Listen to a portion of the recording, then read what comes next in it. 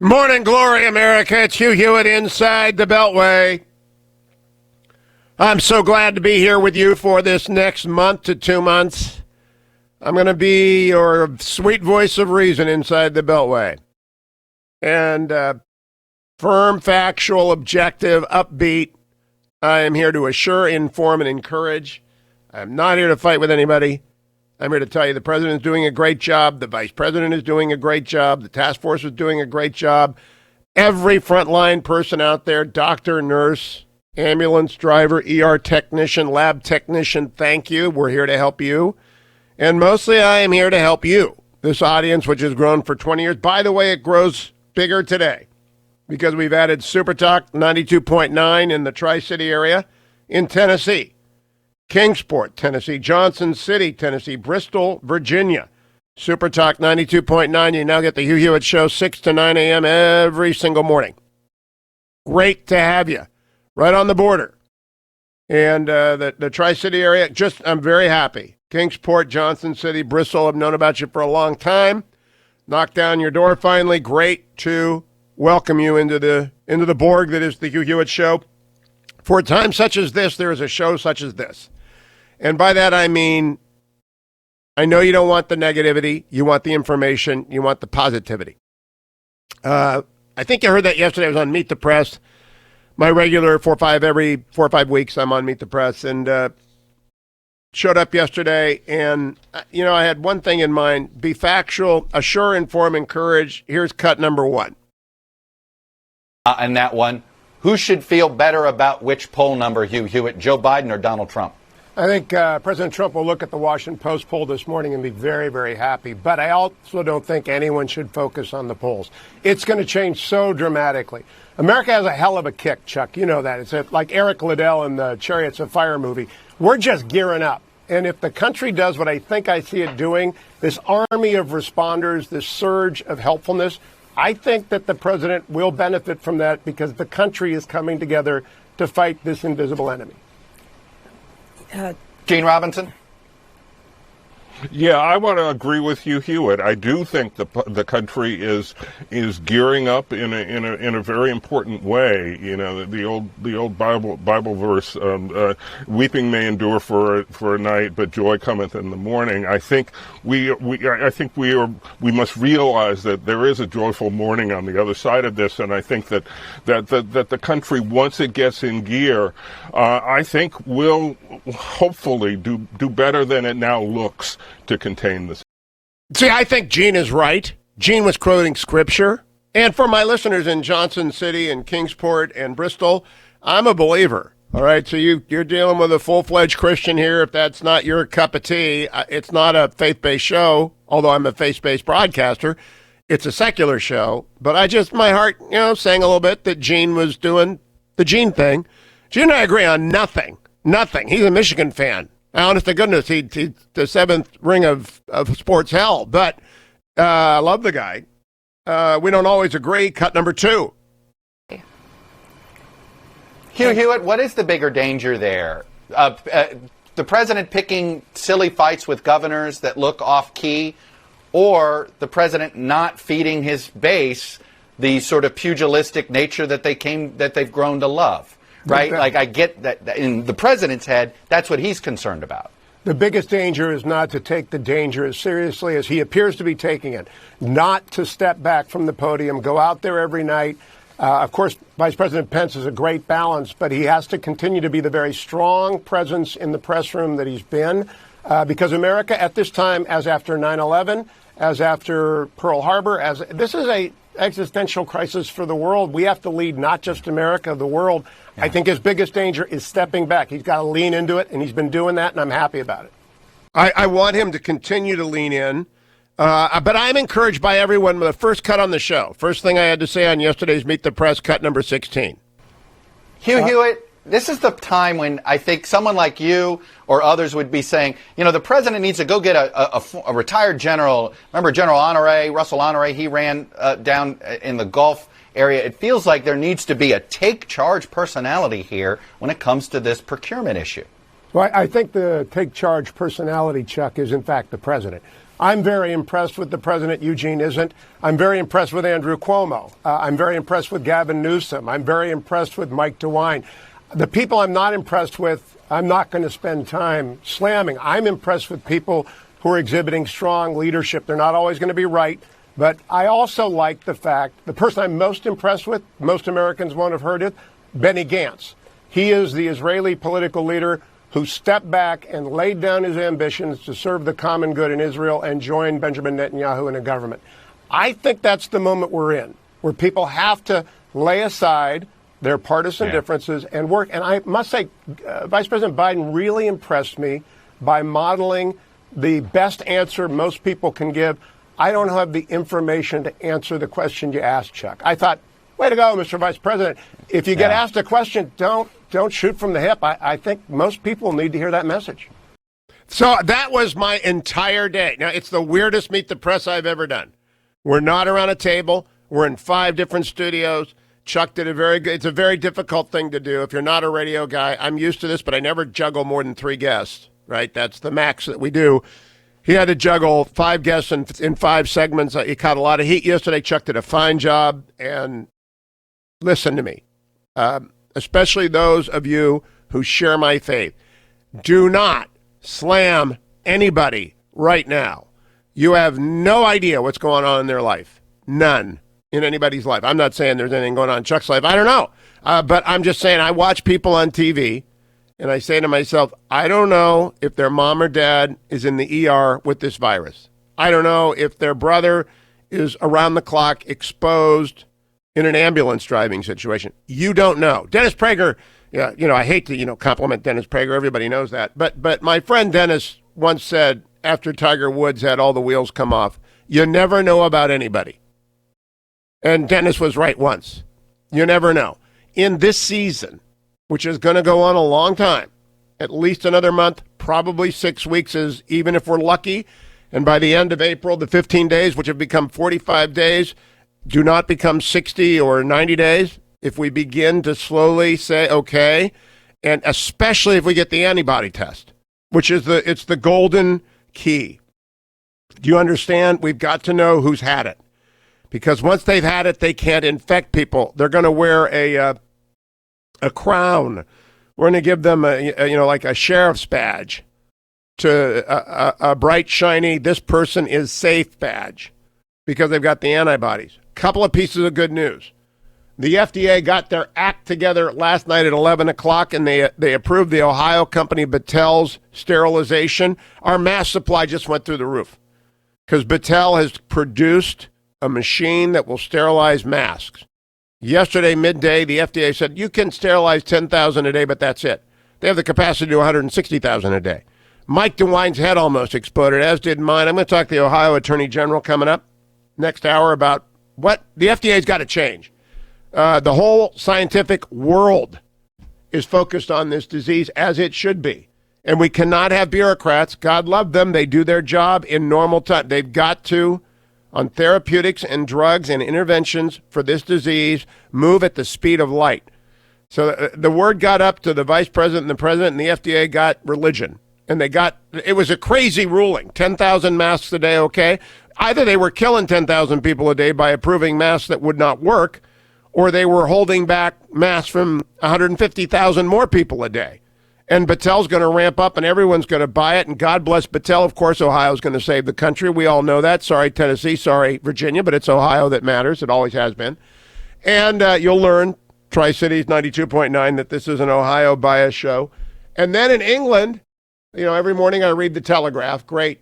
They have developed a new CPAP, been used in Italy and China. Mercedes FI team helps to create breathing aid to keep coronavirus patients out of intensive care. All right, so again, that's a Brit. God bless the Brits. The free world will come up with the designs we need in the next 30 days. But I'm going to talk to you after the break about what you can do. Preview. Adopt an ER, adopt a fire station, adopt a police station. Hospital administrators, put up a website on what you need. You can't drop off baked goods. No one's going to eat cookies dropped off. Too many nuts in the world. But I mean, Gatorade that's packaged, sparkling water. You can help your first responders, and if you know their families, just adopt them. I'll be right back, America. Time to pitch in. That's what we're doing on the Hugh Hewitt Show.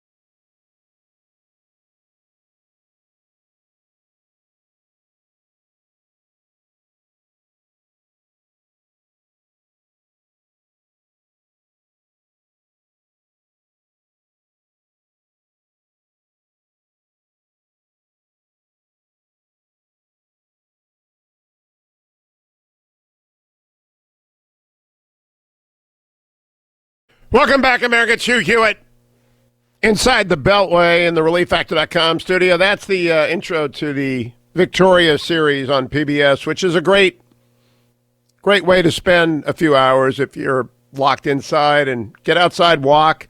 I also believe I'm burning through. I finished Peaky Blinders, burning through Ozarks, watching Fauda.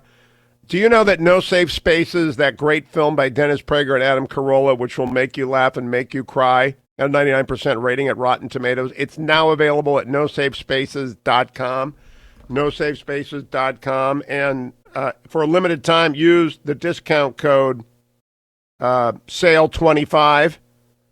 That's it, SALE25 for 25% off. You can watch it again and again until May is done. Dennis and Adam making it available as part of their effort. Time for me to check overseas markets, brought to you by Birch Gold Group. You know, I believe in diversification. Those of you who have thanked me for talking about this in December, in January before the crash, I appreciate it, but I'd appreciate if everyone diversified. If you have assets that have appreciated, don't sell stocks in a downturn. They're all going to recover. We're going to bounce back. It's like going to be a spring, like a pogo stick recovery. But I do believe that you ought to be, if you have a bond fund and it's appreciated, you want to move some of that into gold. And the thing to do is to text my name, Hugh, to 474747. Or you can buy gold direct by going to hughgold.com or call 800-434-GOLD. But you should diversify, and I trust Birch Gold. That's who I do it with. When I buy gold, I buy it with Birch Gold. 800-434-GOLD, hughgold.com, or the best thing if you want to learn how to convert part of your IRA 401k into precious metals backed. Gold is this morning at about 1623. Then go to, just text my name, Hugh, to 474747. Overnight, all the overseas markets declined. Japan was down 1.5%. Hong Kong down 1.5%. England and Germany, which are still open, are down less than 1%. And I think maybe our markets will do well today. I am not a prophet nor a son of a prophet. I don't know. I do know that oil is at $20 a barrel, and we're going to fill the strategic oil reserve at $20 a barrel. That is great. It's not great for the oil industry, but our demand curve will rise like a rocket. So, I've got boys who are out there saying, Dad, what do I buy? I only buy Amazon. It's the only stock I own. But some of them bought Exxon. All right? Because they think this isn't going to last. The world's going to start again. They're right. But I tell them gold, birchgold.com. I absolutely believe in it. I also believe if you're a small business and you're racked, jobcreatorsnetwork.com. Jobcreatorsnetwork.com. Right now, share your stories, get involved in saving small business. When we come back, we need jobcreators.com. And it's the last 2 days that I am running my Food for the Poor campaign during Lent. People say, how can I help? How can I help? Most efficient way I know, donate to Food for the Poor. If you want to help internationally. Helping at home, I'm hoping that we can get ERs and fire stations and police stations to post what they need. Gatorade, power bars, whatever, drop it off there. They'll come out with gloves on. They'll take it out of your hands. Check with your local ER director, hospital administrator. But if you want to help internationally, Angel Aloma is my buddy. He tells us the need. Every one of those little children who are starving have grandparents who think they're the most beautiful children and the most intelligent children in the world. We have to do something about this situation. We have to do it not tomorrow, not 2 days later, because life will get in the way and we'll forget. We have to do it now. And Angel is right. If you go to the top of HughHewitt.com, you will see a banner, Feed Starving Families. Hundreds of you have given $25, $200, $15,000, whatever it is. Dig deep. That's the best way to help internationally. Helping at home, there are lots of ways. If you're healthy and you are financially secure, you have to kick in. I have a column up at the front page of the Washington Post on the war bond issue that the president is considering. I hope he authorizes Steve Mnuchin to offer bonds like we did in World War II and World War I. I really hope he does. So go over and read that at WashingtonPost.com. We need pandemic bonds. And then come right back. Mike Allen joins me from Axios AM when we return. Stay tuned to the Hugh Portions Hewitt of Show. the Hugh Hewitt Show are brought to you in part by Job Creators Network.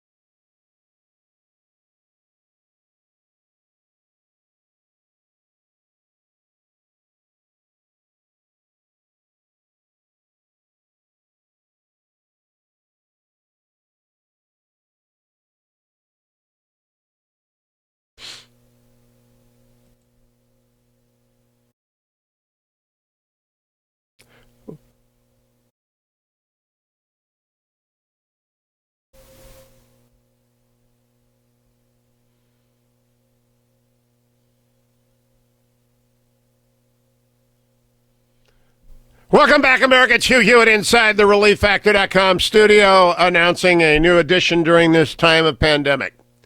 The doctor is in. I'm going to stay after the show is done. If you're a member of the universe, and I'm just going to talk to you. Yeah, I'll take your calls. I'm not going to play audio, not going to play. My show is my show. The content is there 24/7 on the universe. But as long as people call, 1-800-520-1234. Ben's going to open the lines now. I'm going to stay here when I can. On some days I've got to go do Salem stuff. Some days I got to write a post on it. But when I can, I'm just going to stay here for the universe members who want to call. The doctor is in. The Hugh doctor is in. But you got to join the universe because that's the only place. I can't preempt other radio stations. I can just broadcast here. So this morning, when the show goes off, I'll keep talking. And you can call 1-800-520-1234. In fact, you can do it right now. I would love to hear what you think. I think the president made the right decision. Here's Dr. Fauci in the Rose Garden explaining it yesterday, cut number 15. But the decision to not prolong, but to extend this mitigation process until the end of April, I think was a wise and prudent decision. Dr. Birx and I spent a considerable amount of time going over all the data, why we felt this was a best choice of us, and the president accepted it. Indeed, here is the president accepting it, cut number 3. Oh, the president, I think Ben is talking. Cut number 3. You're back. I want the American people to know that your selfless, inspiring, and valiant efforts are saving countless lives. You are making the difference. The modeling estimates that the peak in death rate is likely to hit in 2 weeks. So, I'll say it again. The peak, the highest point of death rates, remember this, is likely to hit in 2 weeks. Nothing would be worse than declaring victory before the victory is won. That would be the greatest loss of all. Therefore, the next 2 weeks and during this period, it's very important that everyone strongly follow the guidelines, have to follow the guidelines that our great Vice President holds up a lot. He's holding that up a lot. He believes in it so strongly. The better you do, the faster this whole nightmare will end. Therefore, we will be extending our guidelines to April 30th to slow the spread. On Tuesday, we will be finalizing these plans and providing a summary of our findings, supporting data, and strategy to the American people. And so I cut through all. It was look, the Rose Garden was great. I said on Meet the Press yesterday, I stand by this. What we need is more of the president, not less. In fact, would you play that again? This was before the press conference. Cut number 2 from Meet the Press yesterday when I'm talking to the 4 to 6 million people who run the country. This is Hugh Hewitt's opinion. Cut number 2. Hugh Hewitt, what is the bigger danger there? The president picking silly fights with governors that look off-key, or the president not feeding his base the sort of pugilistic nature that they've grown to love, right? Like, I get that in the president's head, that's what he's concerned about. The biggest danger is not to take the danger as seriously as he appears to be taking it, not to step back from the podium, go out there every night. Of course, Vice President Pence is a great balance, but he has to continue to be the very strong presence in the press room that he's been, because America at this time, as after 9/11, as after Pearl Harbor, this is a existential crisis for the world. We have to lead not just America, the world. Yeah. I think his biggest danger is stepping back. He's got to lean into it, and he's been doing it. Happy about it. I'm telling you right now that people didn't want to hear that. But I signed the Fetching Mrs. Hewitt yesterday, who said, do we need 2-hour press conference? I said, absolutely. Honey, think about the people who are cut up. You and I have each other. We can talk to our kids. We can Skype with everybody. There are some people who have nobody. There are some people who have no one. There are seniors who are scared to death. the president is trying to get the country, and especially my friends in the media, of whom I am one, to speak positively and to lift the tone, to be to keep in mind. It's like press conferences for shut-ins. It's like mass for shut-ins.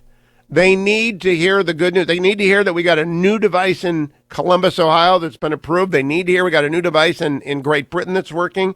They need to hear good news. President Trump highlighted that yesterday, cut number 13. Yeah, I don't want high approval ratings for this. I wish we could have our old life back. We had the greatest economy that we've ever had, and we didn't have death. We didn't have this. We didn't have this horrible scourge, this plague. You call it whatever you want, the virus. But we're working very hard. That's all I know. I see things. I see numbers. They don't matter to me. What matters to me is that we have a victory over this thing as soon as possible.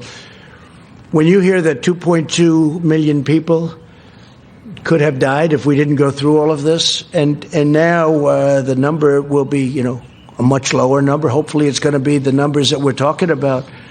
So I appreciate it very much. But what I want is I want our life back again. I want our country back. I want the world back. I want the world to get rid of this. This again, 151 countries, and we're going to do it. We're going to have a great victory. We're going to do it. This country has a hell of a kick. Play again, Meet the Press. When I mentioned this yesterday, cut number 2, Eric Liddell. A lot of you don't know what I'm talking about. Hugh Hewitt, what is the bigger danger there? The president picking silly fights with governors that look off-key, or the president not feeding his base the sort of pugilistic nature that they've grown to love? Right? Like, I get that in the president's head, that's what he's concerned about. The biggest danger is not to take the danger as seriously as he appears to be taking it, not to step back from the podium, go out there every night. Of course, Vice President Pence is a great balance, but he has to continue to be the very strong presence in the press room that he's been, because America at this time, as after 9/11, as after Pearl Harbor, this is a existential crisis for the world. We have to lead not just America, the world. Yeah. I think his biggest danger is stepping back. He's got to lean into it, and he's been doing that, and I'm happy about it. And cut number 1 about Eric Liddell. And that one, who should feel better about which poll number, Hugh Hewitt, Joe Biden or Donald Trump? I think President Trump will look at the Washington Post poll this morning and be very, very happy. But I also don't think anyone should focus on the polls. It's going to change so dramatically. America has a hell of a kick, Chuck. You know that. It's like Eric Liddell in the Chariots of Fire movie. We're just gearing up. And if the country does what I think I see it doing, this army of responders, this surge of helpfulness, I think that the president will benefit from that because the country is coming together to fight this invisible enemy. Gene Robinson? Yeah, I want to agree with Hugh Hewitt. I do think the country is gearing up in a very important way. The old Bible verse, weeping may endure for a night, but joy cometh in the morning. I think we must realize that there is a joyful morning on the other side of this, and I think that the country, once it gets in gear, I think will hopefully do better than it now looks to contain this. That's what I'm talking about. Gene Robinson, with whom I agree on like 1% of things. Good man, Michigander. We'll overlook that. Quoting scripture on Meet the Press. Joy comes in the morning. Bravo. Gregory, northeastern Pennsylvania. Probably a Steelers fan. We'll let you talk anyway. Hello, Gregory. Good morning, Mr. Hewitt. Thank you so much for your positivity and for your diverse guest list. I don't always agree, but I listen because I want to hear the truth. And I thank you so much for the reports on the positive stuff going on, because there's just so much negative stuff. We get buried in it. And I'm so disappointed in some of our media, the way they're reporting everything like the world's coming to an end. The world is not coming to an end. We are not going to lose this battle. We are going to lose some Americans. The importance is to lose as few as possible and to support the people who are delivering the care. I really do wish, if you're a hospital administrator and you're driving to work today, go find your tech person, tell them to put up what we need at the hospital that you can give us. Prepackaged I drink seltzer water, every kind of seltzer water, Pellegrino. I just buy a LaCroix. I go through tanks of the stuff. It's got, you can hear the allergy in my voice. Yesterday, I Meet the Press, I got emails. Are you sick? No, I got allergies. It's April in D.C. What do you want? The cruelest month for allergies. But we need to get people what they need, and administrators and fire chiefs and police captains need to put up website and say, drop this up. Do not do baked goods. Nobody touches them. You can't. Too many nutters. But help out. Help out. Art in Oregon. Hello, Art. Good morning. Morning, Hugh. Yeah, I agree with you 100%. We need the president and his optimism.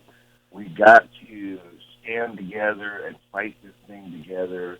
Get rid of all this negative stuff, this Trump derangement. Got to be optimistic, and that's what's going to lead us to success here.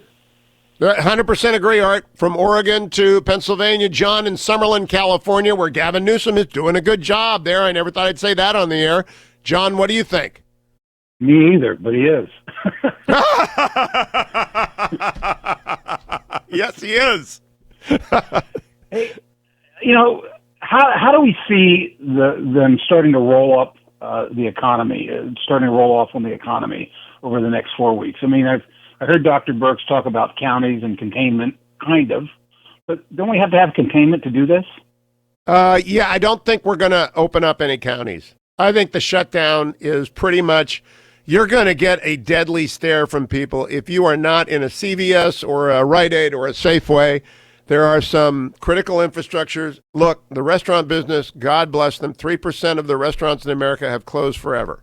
Likely that 11% will close forever. That's what the Restaurant Association says. It's devastating. We're going to help those people when they come back. I'm going to eat takeout as much as I can right now, as you should be doing. And we're going to have phase 5, 6, 7, and 8. We will get it back. John, thank you. I just don't. I think it's a premature question. I can't answer it. But I know Larry Kudlow, Mnuchin are working on it. Hey, I went for 5 miles yesterday. ReliefFactor.com was with me. There it is. And I take it every morning in the first hour to my new affiliate, my brand new affiliate. God love you. It's good to have you with us down in the Super Talk 92 point, what is it, Adam? I got to get Super Talk 92.7, I think. 92.9. 92.9 in the Tri-Cities. You're going to get sick of hearing me remind you about ReliefFactor.com on WFHG FM. But as they will learn, it works. Like Karen Kirkham and resveratrol and omega. You got to have these natural supplements. Here you go. Lukewarm coffee. I am here to tell you that if you're out there doing what you should be doing, and my gosh, was the bike path jammed yesterday. People, a beautiful day in Washington, D.C. People socially distancing, doing things they haven't done before. Well, they need to get ReliefFactor.com to make sure they can keep doing it. Support for the temporary relief of minor aches and pains. Salena Zito is next. Stay tuned.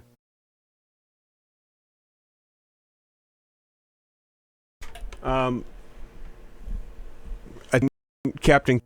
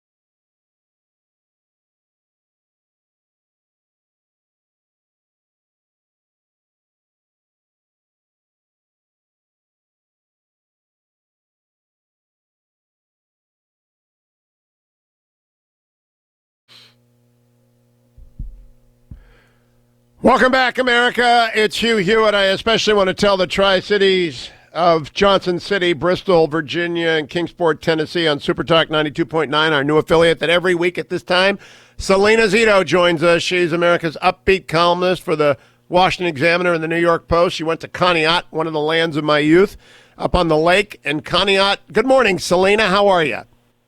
Good morning, Bristol City, Tennessee. That's the home of country music and the Carter family. I didn't know that. That's why we have Salena on, so she can tell me about my new affiliates.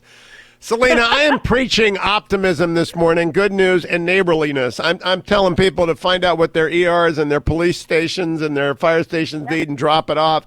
You kind of gave me that idea because of your column. Conneaut police need they need some help. They need some support from the community.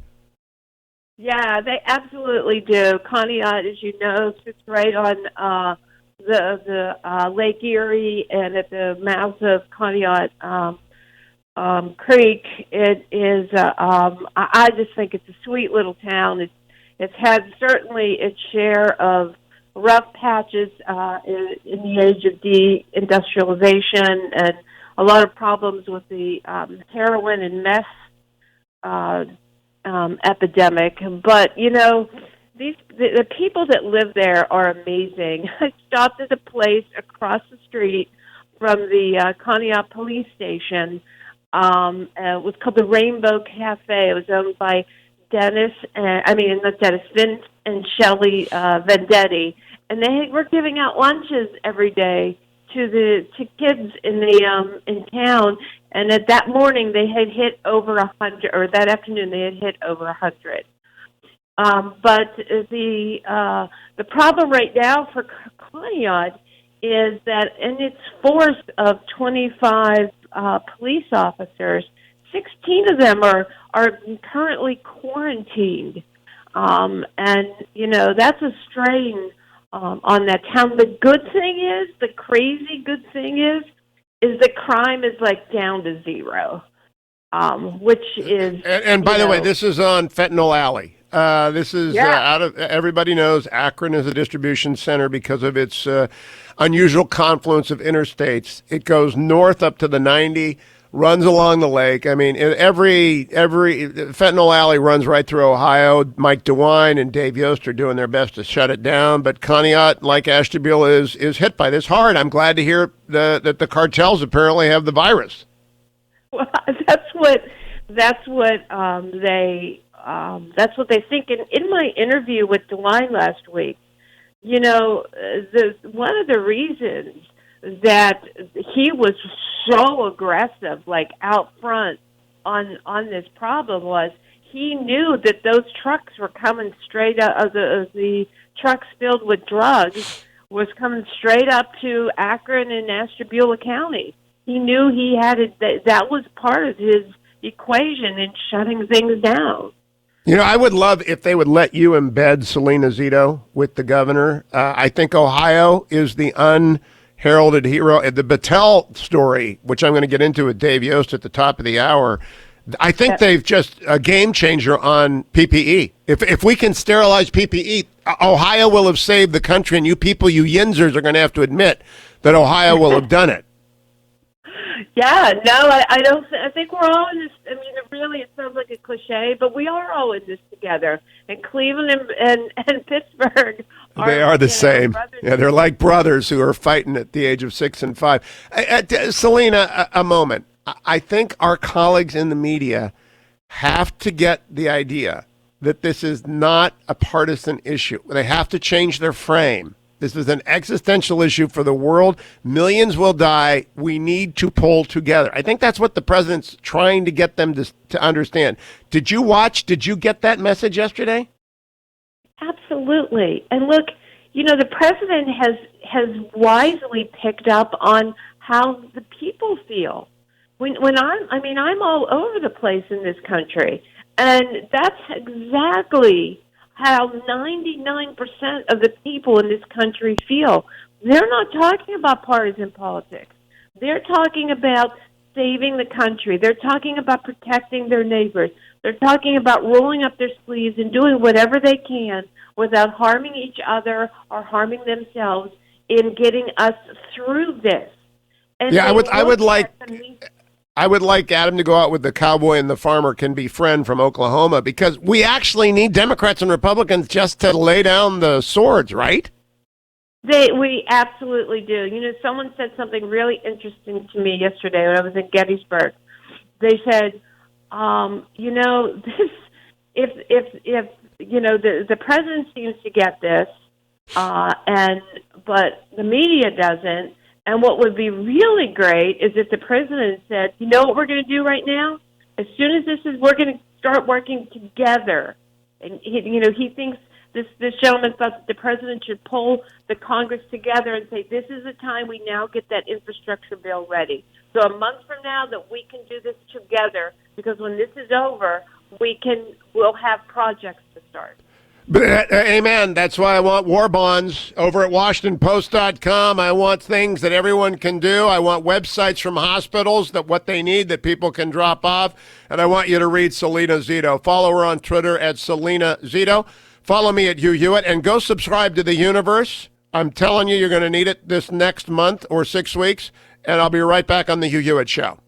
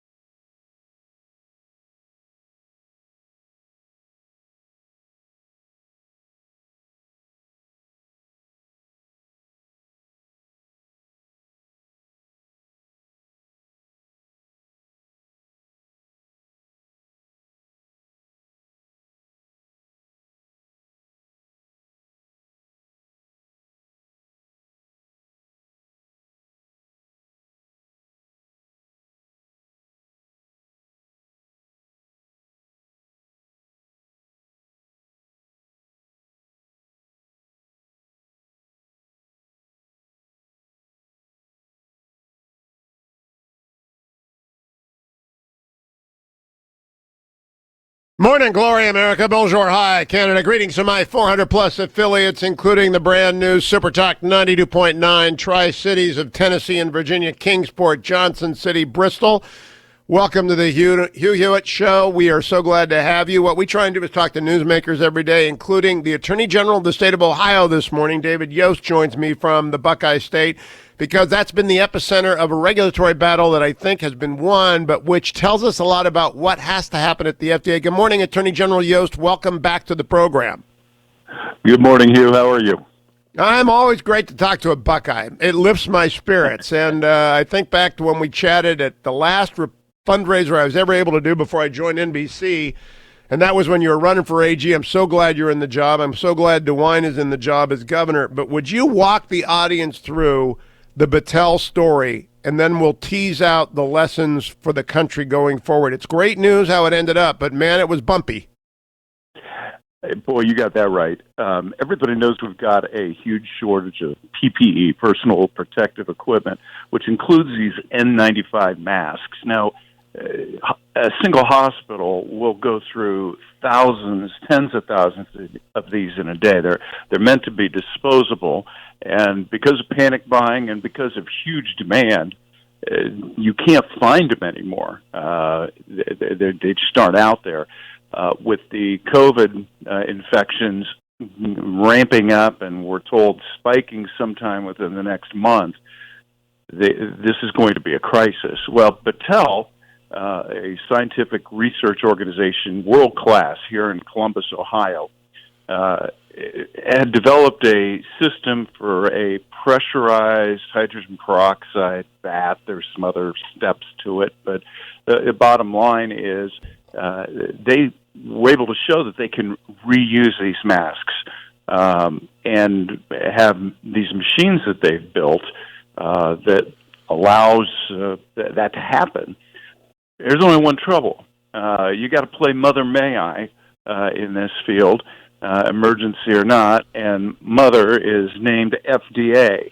And so after a week of begging on bended knee to have permission in the middle of a public health emergency to use a proven technology, by the way, that was tested, and the FDA has the report on their own website since 2016. We still couldn't get approval. Finally, yesterday, we got news that they had approved it for 10,000 masks per day. I mean, you might as well not do it. Well, the governor... What's the capacity of Battelle, by the way, Attorney General Yost? How many masks a day with their existing machines? And they will build more, but right now, what was their existing capacity a day? 160,000. You're talking more than an order of magnitude difference here. So they were approved for 10,000 a day based upon long-held data testing equipment. And it's an NDA, a new drug application, new technology application. I understand it. But the FDA is the hibernating bear of the government. They don't do anything new ever in a hurry for good reasons when it comes to new drugs. But a proven technology in emergency, and then to approve 10,000, I looked at that and said either they're killing 10,000 people a day or they're denying 150,000 people a day a life-saving mask. Yeah, and Hugh, you were up on Twitter, saw the implications of this before most other people did. Well, Governor Wine swung into action, pointed out how insane it is, and I threatened to take them to court if they didn't get this fixed. The president himself got involved, and at about 10 o'clock last night, I got an email from the White House telling me that they had reissued the letter. Now, in typical bureaucratic fashion, the only thing they changed was they said, okay, well, we said 10,000 a day. What we meant was 10,000 per batch. And they removed the geographic limitation. Oh, my God. Who signed that letter? Who signed the letter, David Yost? I don't have it in front of me. I'm assuming it was the commissioner. You know, someone in that agency screwed up. And you know what? I'm not interested in heads on pikes. I'm interested in that person and everybody at the FDA learning this is not a time for agency capture. Because you know who would not like this? The manufacturer of masks will not like this. Because what they used to sell one time is now, how many times can they reuse it? Do you know, David Yost? About 20. So all of a sudden their demand curve went down by 95%. I believe my math is correct. And you know what? Doesn't matter in this time, but boy, they're going to hate that. That's what I always feared, that this was regulatory capture. Someone who makes masks telling the FDA you can't approve this because you're going to kill my business. Do you have any idea? Did they give you any explanation why it took them so long? We'll have to leave that for another day. I don't have any facts to suggest regulatory capture here, but your argument is certainly the least hypothesis. I should point out that the approval is only for Battelle. It's not for the process for other people. It only lasts for the duration of the emergency. So there are some guardrails in place that will prevent this from creating disruption in the marketplace going into the future. Whether that's a good thing or not is probably going to depend on your view of the economy. Yeah, well, my view is that that's stupid. My view is that that's an efficiency in the marketplace that ought to be encouraged, and that the FDA, people do not understand that the FDA is genuinely concerned about public health, but they are also one of the most hidebound agencies in the world when it comes to moving at lightning speed. So I think Secretary Azar got involved because the president and the vice president got involved, and he saw it. Everybody saw it. It just didn't make a lick of sense. So can Battelle increase their machine capacity? If you talk with them, can they go from 160 to 320? Can they make new machines? Can they ship them to New York? All that stuff. David Yost. Yes, the center of the component of it is a high-pressure pump that's manufactured. It's a boutique thing in Britain. So they can only do a few, probably deliver 2 or 3 a week. They're trying to ramp up production, too.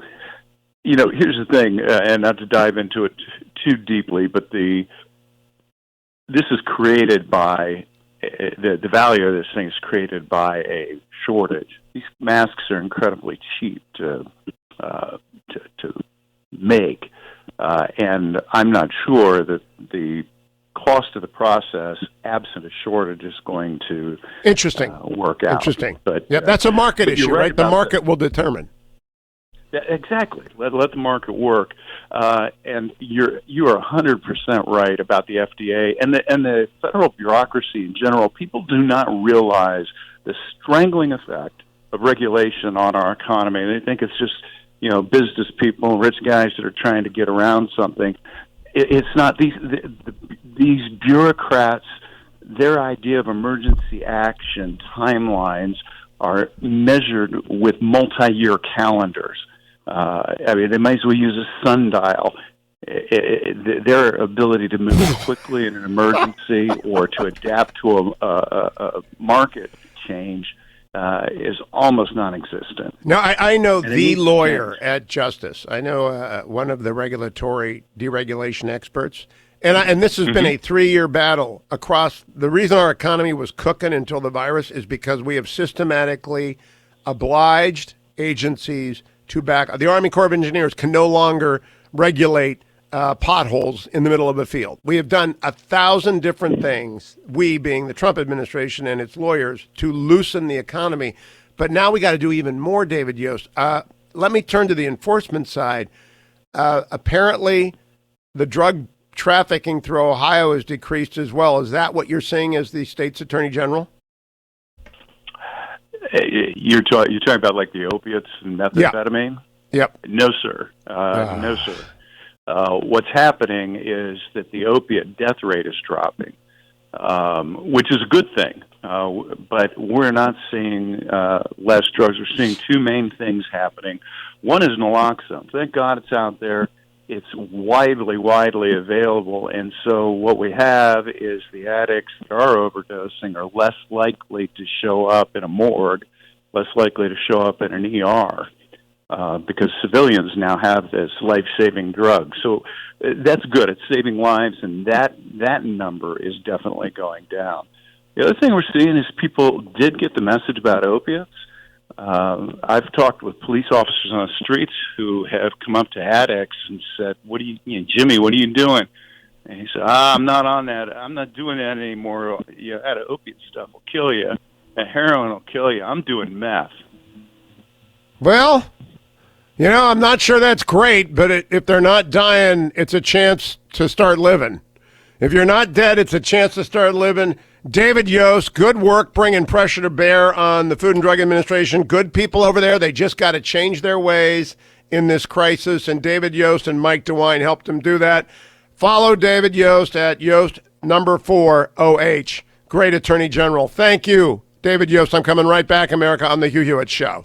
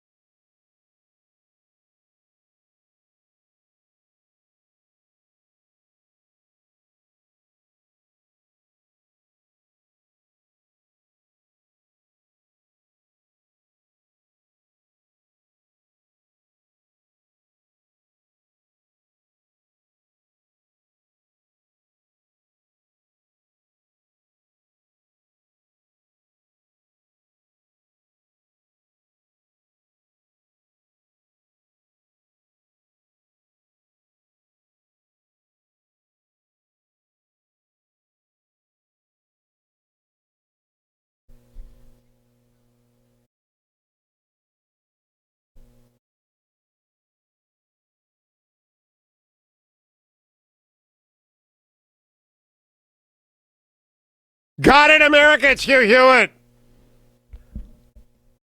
Common and the farmer can be friends. Republican and Democrat can get along. Government and govern can get along. It's an emergency. Put down your swords. Look, it's been a good weekend for advancement. 3 big medical breakthroughs. 3. All right, in one weekend. Freedom has a hell of a kick. It really does. FDA approves the Battelle mass use of the mask reuse technology. The FDA approves hydroxychloroquine. Dwayne, how the hell do I say this? Do you have any idea? How do you say what? Hydroxychloroquine. Hydroxychloroquine. Yes. Say it again. Hydroxychloroquine. Dwayne is my translator of big words. Hydroxychloroquine has been approved for emergency use, according to Bloomberg minutes ago. They ran the story. And in the United Kingdom, Mercedes and France lifted their ban on it too.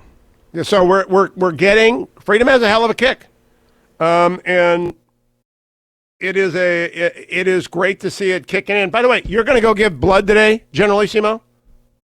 Yes, I am. Joy and I are, we've decided that our way of pitching in, even though she is deathly afraid of needles and is very likely to pass out, she and I are going to go to the Nixon Library today as one of, I guess, 4 different blood drives they are conducting over the next couple weeks, right? We are doing 4, and the East Room West, the replica of the East Room, physically, socially distanced, very safe, very professional. We don't want a line standing outside. So you made an appointment, right? We made an appointment. We're spaced 15 minutes apart, but after we finish doing a little radio nonsense that we're going to be doing after the show, I'm going to go home and pick her up, and we're going to go to the Nixon Library and give blood, and then I'm going to go pass out because it's past my bedtime. Then you can go watch No Safe Spaces. Dennis Prager, Adam Carolla, they're offering a special through the end of May. People are caught in their homes, and they don't know what to watch. You should watch No Safe Spaces. Absolutely, positively, 100% No Safe Spaces. Save 25% is the code. I want to make sure I've got the right code. The right code is, yes, indeed, SALE25. That's the code, SALE25. NoSafeSpaces.com, SALE25. Also want you to go to Job Creators Network if you're a small business. They are assembling all the stories for Phase 5, 6, 7, 8, whatever Congress does when they come back to restart the economy. JobCreatorsNetwork.com. That's where you go for JobCreatorsNetwork.com. And if you want to help internationally, don't go to the UN, go to Food for the Poor. It's an urgent need. It's the final 2 days I'm going to ask you to do this. I've asked you all March through Lent. It began as a Lenten campaign and is now an urgent appeal to help the poorest of the poor in our hemisphere. Food for the Poor does that. Executive Director Angel Aloma is a good friend of mine, and he tells us the score. Every one of those little children who are starving have grandparents who think they're the most beautiful children and the most intelligent children in the world. We have to do something about this situation. We have to do it not tomorrow, not 2 days later, because life will get in the way and we'll forget. We have to do it now. We have to do it now, and you can do it now over at HughHewitt.com. You go to the top where it says Feed Starving Families banner, and then you just give 10, 100, whatever you can. Food for the Poor, you can trust them. You absolutely can trust them. I've worked with them for years. I've donated to them for years. They have been sponsoring this for years. We love them because they get it done. They feed the hungriest of the hungry. So even as America's going to do this for the world. Freedom has a hell of a kick. That's my theory. We're going to kick in. We are kicking in. I see it in real time. And we're going to help Food for the Poor, and we're going to help our first responders, and we're going to, I hope, buy bonds. That's I blocked the camera. There's an urgent need for people to do good things. And you'll find out those good things, the good news, right here on the Hugh Hewitt Show. That's why you should join the universe. Join it today. The doctor will be in after the show. Take a little break, and then I'll be back. So if you have a phone call, 1-800-520-1234. I'll be right back after the break talking with General Stanley McChrystal. Don't go anywhere.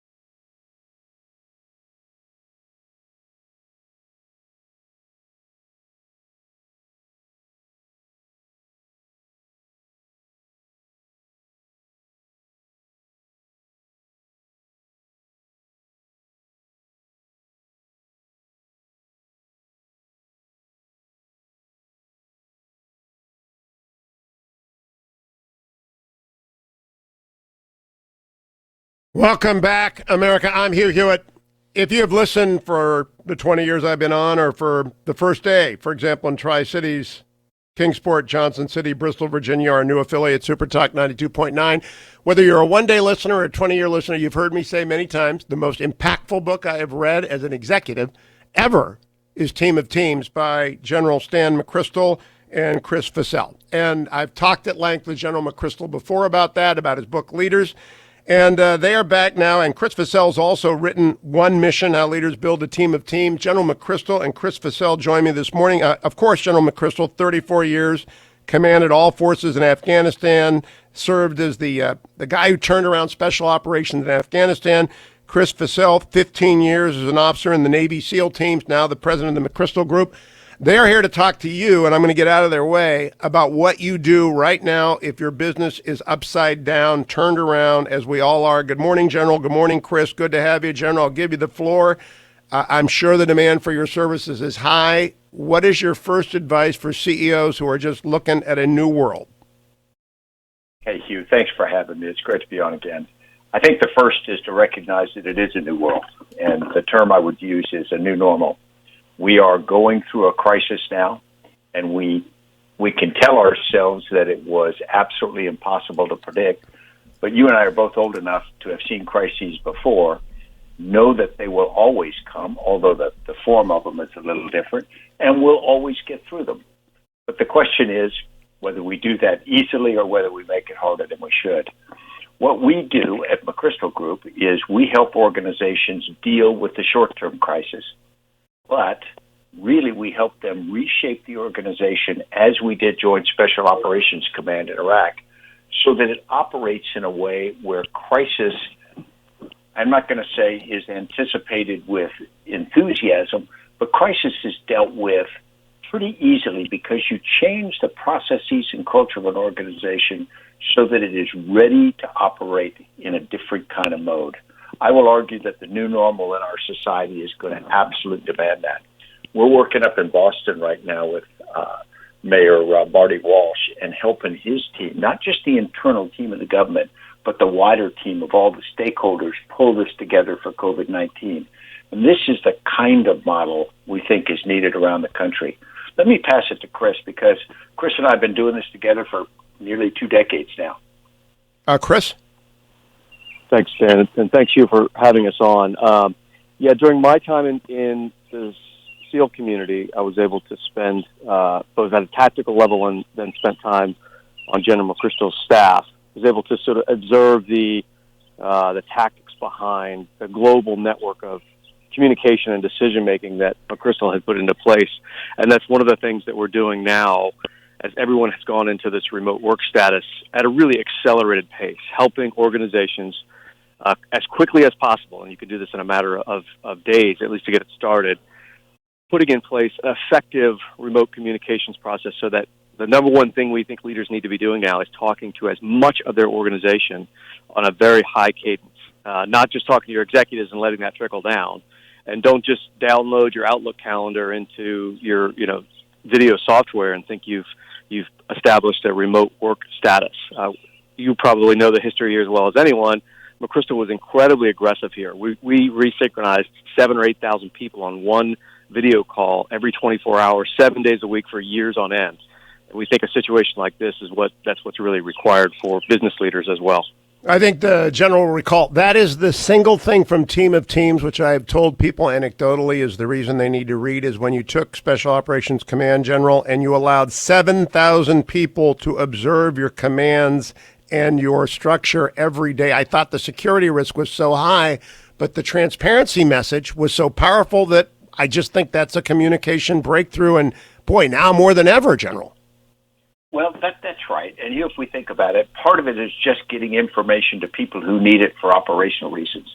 But also at a time of crisis, people need to hear from not just the most senior leader, they need to watch the senior leaders operate. One, it helps give them context so they know what they should be doing in their area.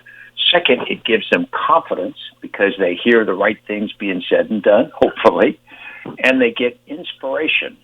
It pulls the team together, and as Chris talked, when we go to this distributed work from home situation, which is essentially what we had to do in Joint Special Operations Command because we were spread across 76 different bases, what we found was you need a way to digitally pull people in. You need a way to maintain personal connections. We call it digital leadership. And I think now leaders have to understand that their role hasn't shrunken because they don't go to the office. It's actually expanded. They need to project more themselves out. They need to talk more, explain more, interact more than probably ever before. Chris, I got a particular question for you. I've said Team of Teams, most impactful book I've read. The most impactful 20-minute speech I've ever heard is from one of your colleagues in the teams, Brian Ferguson. I don't know if you ever worked with Brian. Brian gave a speech to a group of young executives, and I got to be in the back of the room, and he described the hot wash process that the SEALs used after every mission, a feedback loop that I thought was so powerful. I've adopted that as well. But I'm wondering, as a SEAL team commander, would you use that in the early stage of the stand-up of remote working, or is it too early to see what's working or not? How soon would you ask for that kind of feedback? Yeah, no, you're exactly right. Immediately. So, if for your listeners that aren't familiar with the hot wash, it's actually the aviators and SEALs and special operations will argue over who created it. But what it is you go out, you do something, and then you brutally review what went wrong, what could have gone wrong, et cetera. It's high transparency, high trust, small team environment at its best. But scaling that up to the enterprise level is absolutely doable. We do it all the time in the clients we work with. And something like this, as you're in a new environment, it's critical to implement constant review along those lines. So every single day now, the organization is redesigning it. So pressure testing and reviewing what's working, what isn't working. Is this the right cadence? Do we have the right people? Are we talking about the right things, et cetera, et cetera? Otherwise, those decisions will be made for you in just the ether of the organizational network. So absolutely, if there's ever a time for radical candor and speed and transparency, it's right now. General, I can't recall all the ways you introduced your command into giving honest feedback. One was you stayed out of some meetings. You wouldn't get woken up at night. But another one, I think you planted a few questions to demonstrate how to do this the correct way. What is the correct way for a CEO to encourage not bitterness and kvetching and complaining, but genuinely good feedback? That's a great question because it doesn't come naturally, particularly when you are spread across using digital means because people are a little more awkward.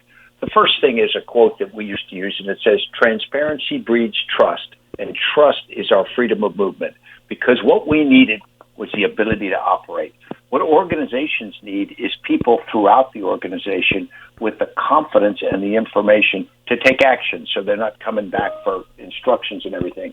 So what we did when we did the big video teleconferences is I would plant questions with young people. It was a little bit of theater. It was to show people how we would respond to them. And we always do it positively. We always, let them talk. And over time, we'd also reach out to them and ask questions so that people in the organization, because you have multiple layers of the chain of command, they all understand that this is not only okay to do, this is expected to do. Now, I don't want to make this sound easy because we ended up with 7,500 people on our call, and I tell people it took about 18 months of us implementing this before I think it was into the DNA of the organization. It was irreversible. And that's 18 months of every single day for 90 minutes. I'm talking with General Stanley McChrystal, and who is the founder and CEO of McChrystal Group and the president of the McChrystal Group, Chris Fussell, who's retired from the SEAL teams.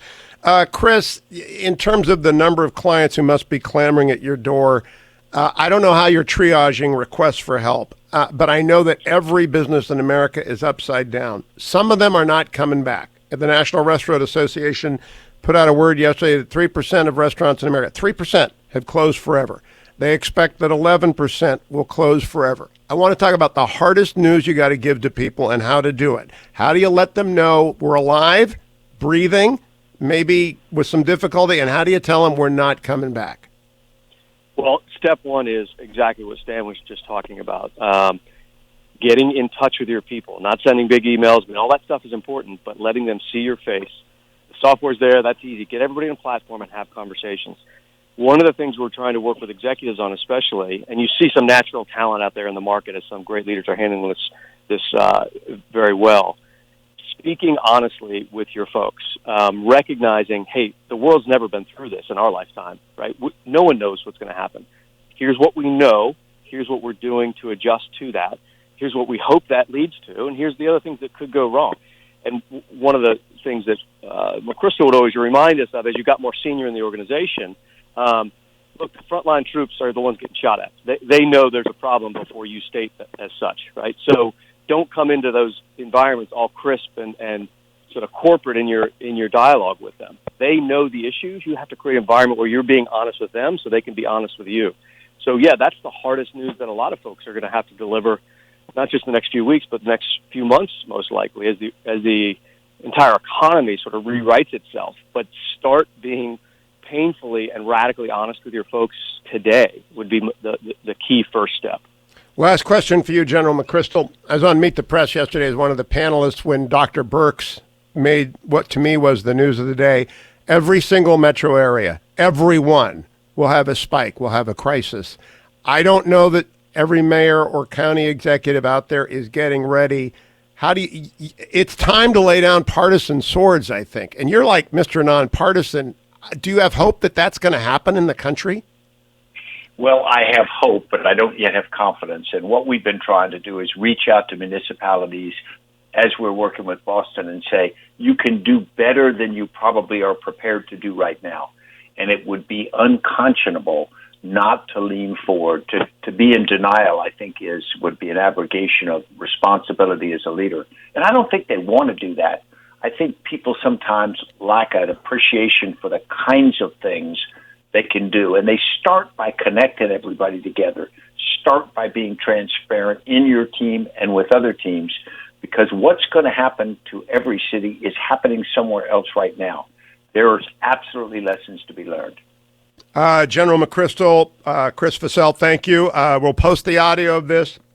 I would encourage everyone who's listening, who's running a big organization, to get team of teams at a minimum and try and get McChrystal Group, although there's a limit to how many clients they can have, but they'll figure out the ones who need them the most. General, thank you. Chris, thank you. Much appreciated. We will post that interview over at hughhewitt.com, the audio, so you can play it for your boss later today and let him or her hear what needs to happen. It's a nice way to let people know the change is needed.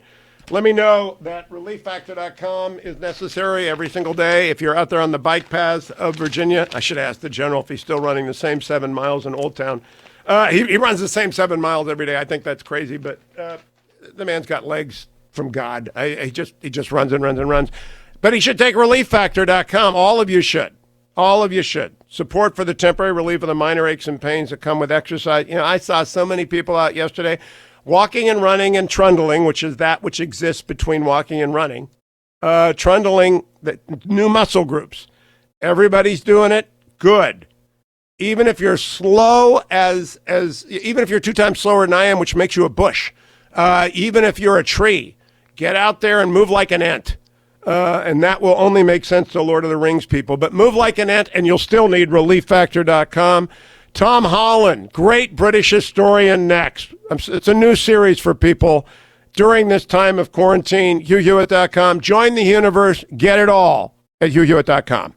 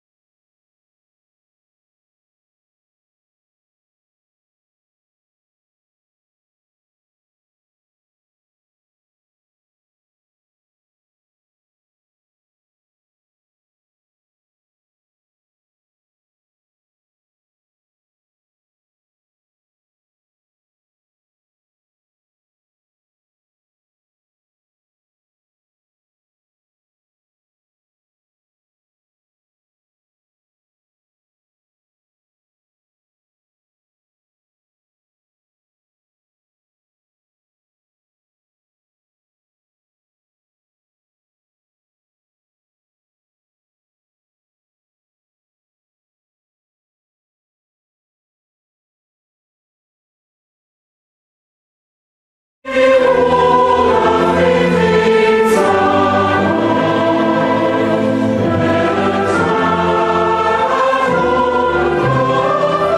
glory, America. Bonjour, hi, Canada. Greetings to my 450 affiliates across the country and anyone listening on HughHewitt.com. Special treat. New guest. Brand new guest. 2 months ago. BV, before the virus hit home. A friend at the last dinner party we probably will hold for months and months and months took me aside and said, whatever you do, you must read Dominion by Tom Holland. I said, who's Tom Holland? He said, well, he's a great British historian and he's on the BBC. How do you not know? And I said, well, because I don't live in the UK and I don't listen to the BBC, but I'll read it. Magnificent book. Absorbed it by listening to it. Got in touch with Tom Holland via the Twitter world, and you can follow him at Holland_Tom, and he joins me now. Good morning, Tom Holland. Where do we find you today? You find me in a London that is under lockdown, much like I know much of your country is as well. It's a strange time. It's an interesting time in which to talk about Dominion because your book is full of plagues and acts of heroism and terrible suffering. But tell us first a little bit about Tom Holland. My audience always likes to know the story behind our regular guests, and I hope you will become one. Okay, well, I've got to make clear, first of all, that I'm not Spider-Man. In fact, Spider-Man has ruined my life. People always assume that I'm Spider-Man. Unfortunately, I'm not. I am a historian. I began writing about Rome. The first book I wrote actually was against the backdrop of 9/11 and the build-up to the Iraq War, and it was a portrait of the fall of the Roman Republic that I kind of cast as a mirror held up to the United States. And then over the course of writing about antiquity, it began to worry me just how strange and distant and alien the Romans were, much more than I thought when I began writing about them. And it led me to ask, well, why is that? And so my most recent book, Dominion, is an attempt to explain that. And basically, to sum the answer up in a few short words, my answer is that what separates us from the world of antiquity, from the world of ancient Rome, is basically Christianity. Christianity changes pretty much everything. My friend Steve Thames, with whom I've been friends for 30 years, very brilliant lawyer, took me aside. He is a believer like I am, a very devout Christian, and I don't hold myself out as devout, but I believe. Took me aside and said, this is the most influential book I've read about Christianity, and I don't know what Tom Holland actually believes, but I know he knows the story of Christianity. Bottom line question, did your views on the truthfulness of the Christian claims change as you wrote Dominion? Well, what I came to realize was I was brought up a Christian and then kind of essentially lost my faith as a child, basically because, first of all, I found dinosaurs more exciting, and then I found the Romans more exciting. And so I essentially devoted my life to the Romans. But because I began to find them so frightening, I began to realize that in cultural terms, in moral terms, in ethical terms, I'm completely Christian. And I also began to realize that lots of things that I had taken for granted as a kind of agnostic, things like human rights, things like the assumption that all human beings are created equal and have a dignity, these are essentially theological notions. These are notions that are as unfounded in hard reality as Christian convictions. And I guess where I am now is I feel that the experience of writing the book has educated me in just how rich and profound and mystically potent Christianity is. And I feel myself much more open to a sense of its potency and power. Whether that will translate into an actual belief in God, I don't know. But I'm on a journey, let's say that. I'm on a pilgrimage. You know, I'm sure you know the C.S. Lewis story, also a Don like you, and eventually just knelt down and surrendered. We'll see. It is my great joy on this show over the years to have had Christopher Hitchens on 50 times before he died. All those interviews collected at hughandhitch.com. To have had Richard Dawkins on and have him mock me. Said, you really believe Christ turned water into wine? In fact, I want to play that little bit for you, Tom Holland. Okay, do you believe Jesus turned water into wine? Yes. You seriously do? Yes. You actually think that Jesus got water and made all those molecules turn into wine? Yes. My God. Yes. Okay. My God, actually, not yours. So we had a very fun, spirited conversation. But Hugh, he said there, "Your God, not mine." I think Richard Dawkins is a very, very Christian figure, or rather, rephrase that, he's a very Protestant figure. Because why is he so obsessed with bringing people, as he sees it, out of darkness into light? Why is he so obsessed with battling superstition? Why is he so obsessed with overturning idols as he sees it? What he's doing there is behaving like a Protestant reformer in the Reformation. And again, he's drawing from that tradition on traditions that go back to the beginnings of Christianity, the missionaries going into the dank forests of Saxony and chopping down the oaks that were sacred before. And they, again, in turn, are drawing on traditions that go back to the Hebrew prophets, to Isaiah and Jeremiah. So Richard Dawkins, it's justified, I think, to call him an evangelist, because he is absolutely following in the footsteps of all those previous evangelists who thought that they were bringing the people who walked in darkness into light. Yeah, and Hitch was the same way. Hitch was a personal friend. I don't know Dawkins, but they all are evangelists, and Hitch was, and they have trouble with truth claims. I'm not going to press you on the truth claims that Christianity makes. We'll continue with Tom Holland tomorrow and throughout this week. It's a great interview. Don't miss any of it. We'll be right back. Hour number 3 of the Hugh Hewitt Show straight ahead.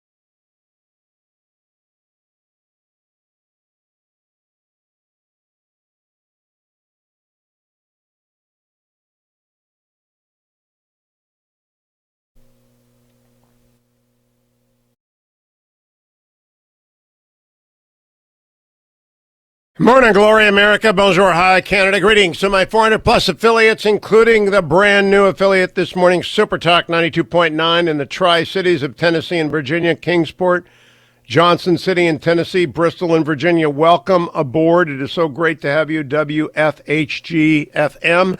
Joining the Borg that is the universe. Right now, I bring you a newsmaker. Mark Calabria is the director of the Federal Housing Finance Agency, and if you are paying a mortgage, or if you are a renter, last week's rescue package passed through the leadership of Mitch McConnell, Steve Mnuchin, and signed by the president has relief for you, but it's important you know what it is, and it's important that people for whom it is not intended don't take advantage of it. Mark Calabria, welcome. It's great to have you on the program. Good morning, Hugh. I just want to give you the floor to first describe, people don't know what the Federal Housing Finance Agency is to begin with. What do you do, and what does this bill do for people who are making mortgage payments for which they don't have money or rent payments for which they don't have money? A great question. First, let me mention FHFA, Federal Housing Finance Agency that I run. We regulate Fannie Mae, Freddie Mac, and the Federal Home Loan Bank, which are essentially the backroom operations of the mortgage market, the secondary market that you don't see. And that covers about half of the mortgage market.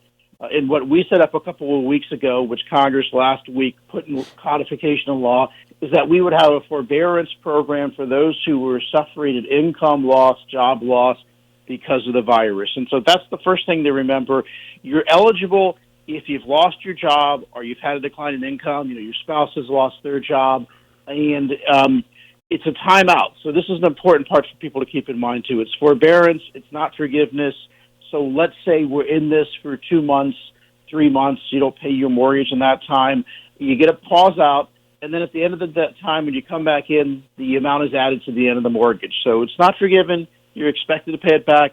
It simply says we're going to give you a timeout if you can't pay your mortgage. So if you haven't lost your job, you've suffered no income loss, you're not going to be eligible. You're still expected to pay your mortgage if you're still making the money you were making before. It's also important. I know a lot of people are trying to wonder, well, should I pay this month? Should I hold on to it? What's my liquidity going to be? We have to triage this just like everything else in the healthcare system, for instance, that lenders are getting overwhelmed with calls. Most lenders, they're down 25, 30% in terms of efficiency because like everybody else or like many other people, the lenders are having their people work from home. They're practicing social distancing. So they've got a real bottleneck of calls. The lenders I've talked to say that 70, 80% of the calls are not people facing immediate hardship, but people who just want to know what their options are. And that's fine. That's terrific. We all want to know what our options are. But I would really say if you're in that camp, wait at least till after the beginning of April so we can get past that first hump of people who are having trouble, and then you can call then, ask your questions. The lenders I've talked to also say they're about a week away from having a digital solution where you can just go online, find out what your options are that way. So what I would say is if you're not in need of immediate help, please wait, give it at least a week, if not more, and then let us focus on those who do need help. And again, this is really just a moment, a timeout, so that everybody can get through this, so we can try to figure out how long this is going to last to get everybody back current again. So let me emphasize a few points. One, I have a longtime sponsor, Mark, andrewandtodd.com. They have been digital for years, and therefore they've got a nice long pipeline. People fill it out online. They methodically move through it. They tell people what their options are. They're fine. People can call them. Don't call your local bank. Don't do it. They're overwhelmed. And if you're just looking to save $100 a month, we're not talking about you. We're talking about people whose restaurant closed. By the way, do you handle any of the renter relief, or is that in a different part of the bill? We are handling the renter relief. It's a little less direct because what FHFA does is we regulate the mortgage lenders, so we reach through via the mortgage. So what you need to do if you're a renter, if you don't think you can pay April rent, or even if you don't think you can pay May rent, first thing you need to do is talk to your landlord.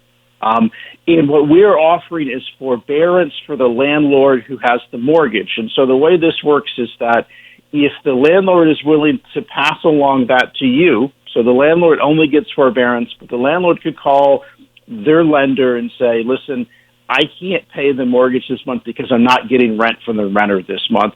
And if they agree to essentially not evict you, so the landlord's got to agree, listen, I'm going to keep them in there. at least for non-payment of rent. So, if there's a problem tenant for a number of reasons, they can still evict.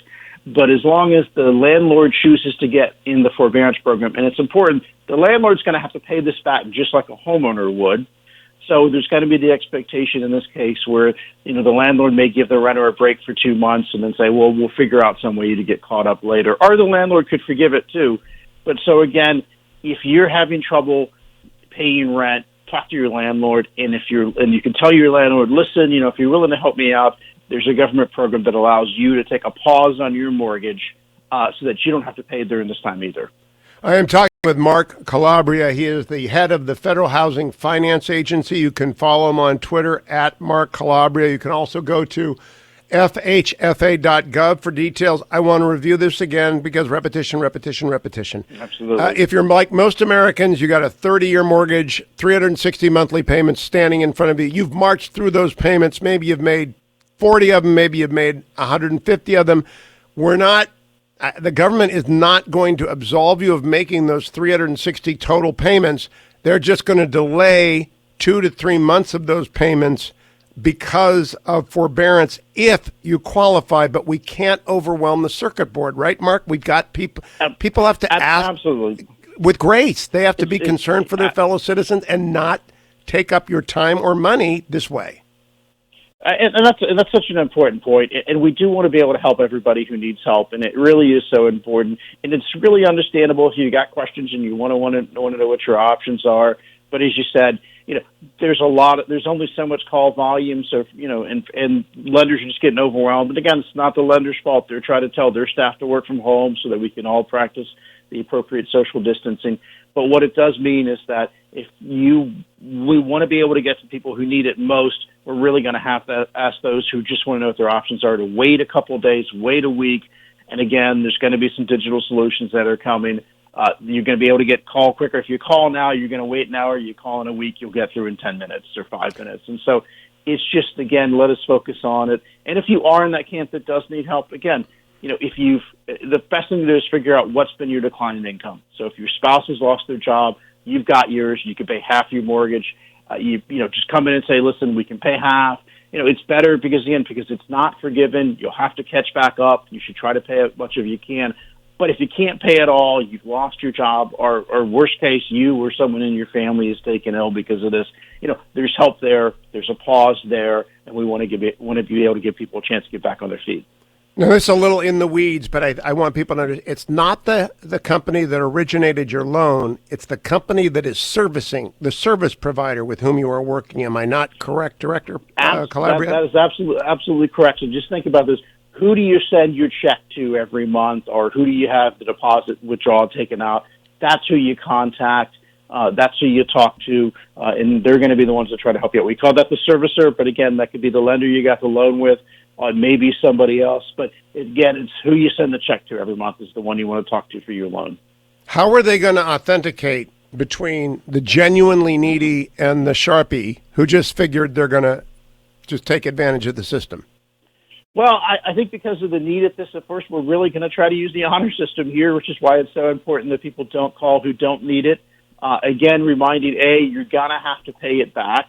So, there's not a real incentive to kind of get out of something if you don't need it. There isn't going to be interest in your charge. So, yes, there'll be an incentive for some people to try to call who don't need it. You will be asked, have you suffered a loss in income? And again, it's so important, just if you don't need help, don't answer it now. Because, again, we have to be able to focus the resources on those who do need help. So there's a little bit of honor system here to this. Over time, once we get it set up, they'll be going back and checking. You could imagine some of the difficulty is that, if you've lost your job because your restaurant you work at is closed out, what's impossible in that case for the lender to call the restaurant and find out whether you still work there or not because they're closed down. But as things start to open up again, as we get to this point, those lenders are going to call then. They're going to start verifying. So we're going to take your word for it on the front end. Once we get it set up and running, once the economy starts to come back for many of these folks, then we're going to start checking. And it's just so important that if, again, there are going to be a number of different types of assistance, let's make sure we focus this on those most in need. Key question, 30 seconds left. Mark Calabria, thanks for joining me. If you are in the category that qualifies, do you have to make your mortgage payment even if you haven't talked to your service provider? Yes, absolutely. So, and it's important you talk to your service provider. Even if you lost your job and you need help, you have to call the lender. It's only going to be eligible if you call the lender. That's it. You've got to call your whoever is sending you the coupon, whoever you send the check to, you've got to talk to them. And you might want to visit fhfa.gov for all the rules, but there is relief out there. Go and get it. Mark, thank you for joining me. Follow Mark at Mark Calabria just at Mark Calabria on Twitter. I'll be right back on The Hugh Hewitt Show.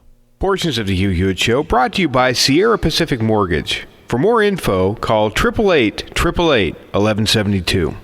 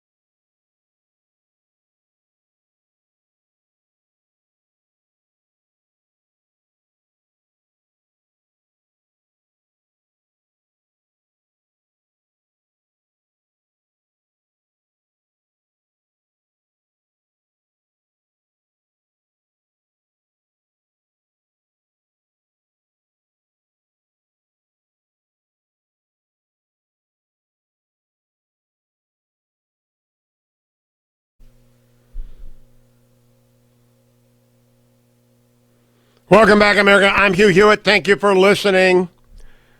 Hey, do not forget Food for the Poor, please. It's today and tomorrow, the last days. I'll ask you to remember. If you're going to do helping people across the water, do it through Food for the Poor, the very best group in America. They execute well throughout the Americas, whether it's Haiti or Guatemala or anywhere that they serve. Food for the Poor does feed starving families. The banner is at the top of HughHewitt.com.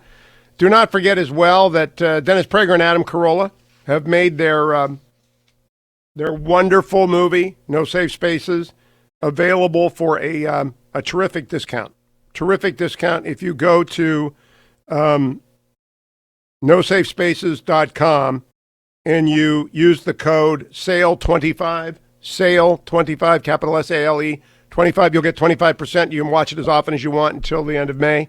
Great movie, great way to spend some time on Netflix learning about free speech. That will be an issue again when we're through the pandemic.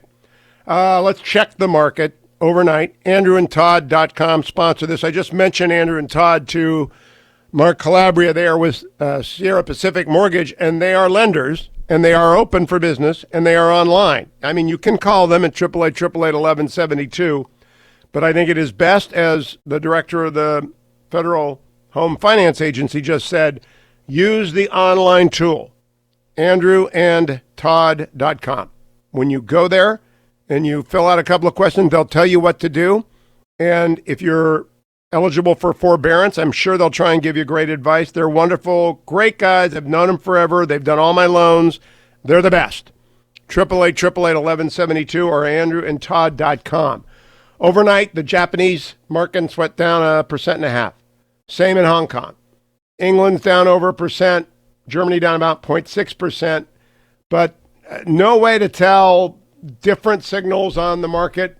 It takes all day long. I mean, Johnson & Johnson and Abbott Labs are going to have one heck of a day because they both had medical breakthroughs. We've had breakthroughs this weekend that proves that freedom generally in America specifically has a hell of a kick in track terms. That's my favorite part of this weekend on Meet the Press was when I was able to declare this cut number 16. Hugh Hewitt, this is the time when I think someone like you or others would be saying, you know, the president needs to go get a retired general. Remember General Honore, Russell Honore, he ran down in the Gulf area. It feels like there needs to be a take-charge personality here when it comes to this procurement issue. Well, I think the take-charge personality, Chuck, is in fact the president. I'm very impressed with the president. Eugene isn't. I'm very impressed with Andrew Cuomo. I'm very impressed with Gavin Newsom. I'm very impressed with Mike DeWine. The people I'm not impressed with, I'm not going to spend time slamming. I'm impressed with people who are exhibiting strong leadership. They're not always going to be right, but I also like the fact, the person I'm most impressed with, most Americans won't have heard it, Benny Gantz. He is the Israeli political leader who stepped back and laid down his ambitions to serve the common good in Israel and join Benjamin Netanyahu in a government. I think that's the moment we're in, where people have to lay aside their partisan differences and work. And I must say, Vice President Biden really impressed me by modeling the best answer most people can give. I don't have the information to answer the question you asked, Chuck. I thought, way to go, Mr. Vice President. If you get asked a question, don't shoot from the hip. I think most people need to hear that message. And I think most people need to read my column at the Washington Post on the program the president is considering about the moral equivalent of war bonds. In World War II, 89 million Americans bought $185 billion worth of bonds, which is about $2.4 trillion in real dollars right now. We need to be able to do the same to invest in the bill we just passed in phase 5, 6, 7, and 8. And I'm hoping Secretary Mnuchin, the president, go forward with it. I really am. I'd ask President Obama and President George W. Bush to lead it, like President Obama asked George W. Bush and Bill Clinton to lead Haiti relief, and as President George W. Bush asked his dad and Bill Clinton to lead tsunami relief. That's what the highest and best use of former presidents is for, is to lead nationally important, internationally necessary relief efforts. I also think, I'll talk about this a little bit in the next two segments, you got to join the universe right now. I'm going to be doing The Doctor Is In today. Going to take 10 minutes off after the show. And then if you get in line, 1-800-520-1234. Open up the lines, Ben, 1-800-520-1234. I will talk to you as long as you want to talk to people after the show. But you got to join the universe to be able to hear it. 1-800-520-1234. I'll be right back. Stay tuned.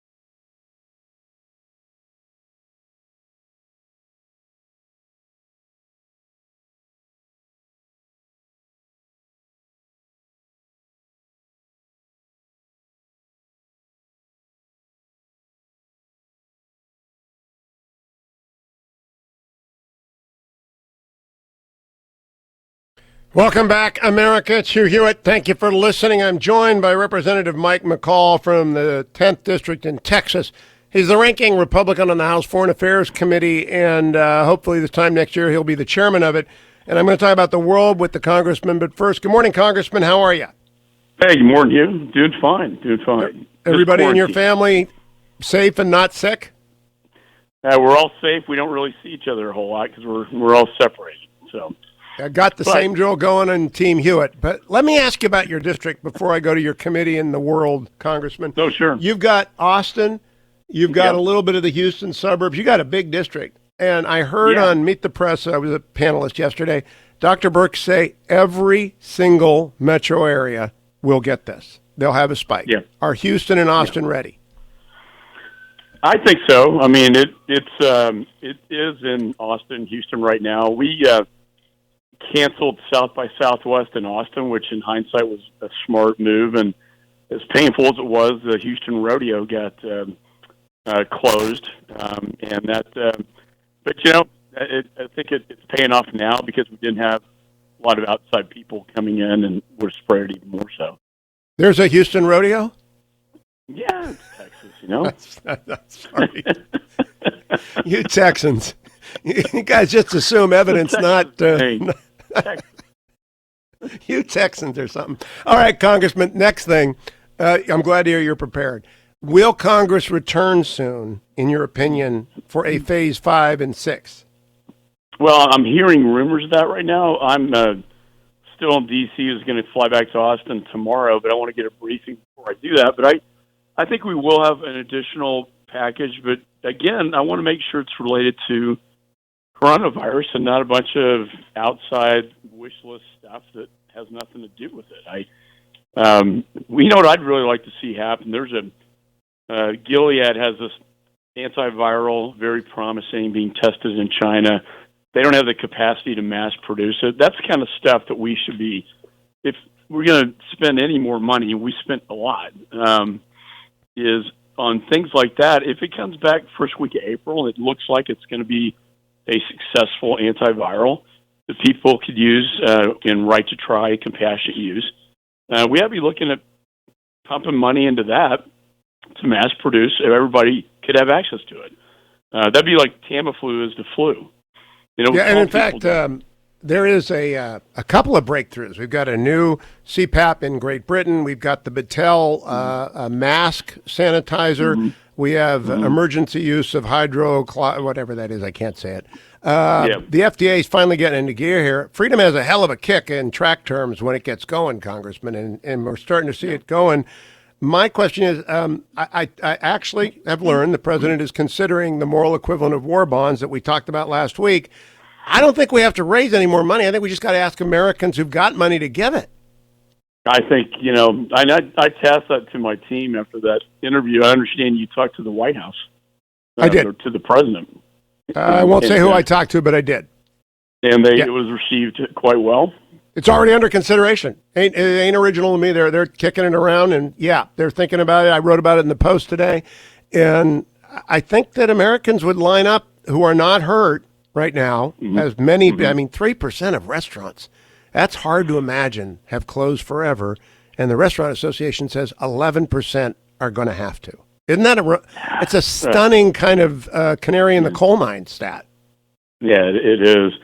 Well, what I'll do after this, I promise you, I'm gonna file that and send it with a letter to the president, and just a little nudge I think would be helpful. And then I think Mnuchin actually they could issue these bonds out of Treasury with the executive order. I think they could too. I think he's been busy, but we'll see. Now to the world. I was on Meet the Press yesterday. Chuck Todd asked Vice President Biden, should we resume aid to Iran? And the Vice President gave the perfect answer. I don't have enough information, Chuck, to answer that. It's like the answer that should be framed all over the world about everything. I don't have enough information. Do you have enough information on whether or not we ought to waive sanctions on Iran? He was chairman of the Senate Foreign Relations Committee. For God's sakes, Biden was. I think we give them medical assistance. I think the president's already said that. I'm not a real believer in lifting the sanction. I'll just tell you why. I think that maximum pressure campaign is moving them towards the people who are on getting back their country. And if we remove the sanctions, they're going to continue to spread their money through profits from oil to terror operations and to building a nuclear weapon. And so I wouldn't do that. I would give them medical assistance or other types of assistance. But I think that is not fungible. Money is fungible, and it can go to rockets and not drugs. That's exactly right. And if you lift the sanctions, they're going to put all that money into terror operations like they've been doing for decades. And that's why I thought when we took out Soleimani, that was a good thing. But apparently the Democrats thought it was a bad thing, and I had to argue that on the House floor 2 times, where they wanted to condemn the president's actions and have to get a war powers resolution, which we didn't have to. It was in Iraq, not Iran.